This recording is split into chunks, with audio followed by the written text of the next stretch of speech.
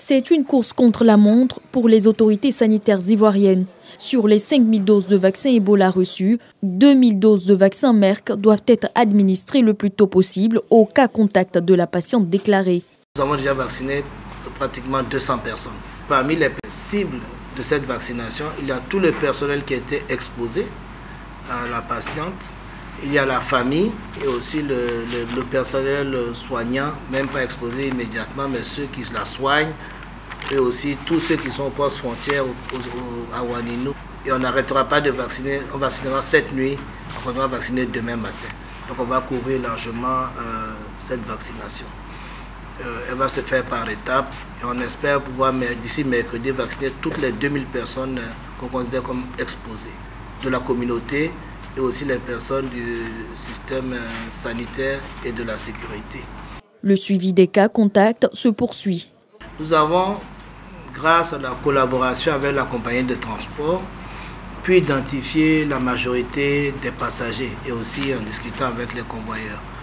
Avec l'Institut national d'hygiène publique et les partenaires, nous et le ministère de l'Intérieur, nous sommes en train de retrouver tous ces passagers qui ont été en contact avec la patiente qui est venue et nous pouvons vous dire que ce suivi des contacts est en train de se faire de manière optimale.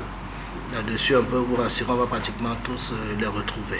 Le comité de veille sanitaire rassure, l'état de santé du premier cas d'Ebola est stable à ce jour. On a une amélioration de son état de santé, ce qui nous a permis de discuter avec la patiente et de retracer son parcours. Et nous avons, grâce à la collaboration avec les partenaires techniques et la République de Guinée, reçu des médicaments spécifiques au traitement de la maladie à virus Ebola qui n'ont pas été administrés à la patiente. Mais si éventuellement il y a d'autres cas, on pourra les prendre en charge avec. Les communautés sont sensibilisées au respect des mesures, notamment la fermeture des frontières terrestres. Ce n'est pas que le car est parti de la Guinée pour traverser la frontière et venir en Côte d'Ivoire, non. Les gens viennent clandestinement, c'est comme les gens qui prennent des embarcations et qui rentrent dans les frontières, au niveau des frontières européennes. Donc ils arrivent à la frontière, ils traversent par des chemins détournés et ils reconstituent leur trafic après, une fois qu'ils sont en Côte d'Ivoire.